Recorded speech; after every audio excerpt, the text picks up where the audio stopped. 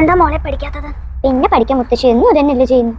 മോളെ അമ്മ മോളോടൊരു കാര്യം പറയാം.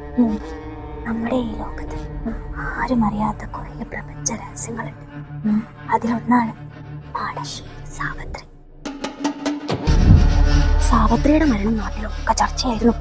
10ാം ക്ലാസ് തോറ്റ വിഷമത്തിൽ വയറ് നിറയെ ചിക്കൻ ബിരിയാണി കഴിച്ചിട്ട് ലെഗ് പീസ് തൊണ്ടയിൽ കുടുങ്ങി മരിച്ചതാണ് സാവിത്രി.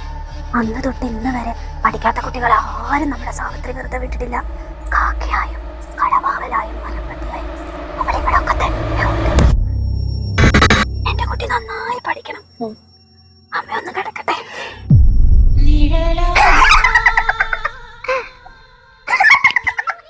കുറേ നാളെ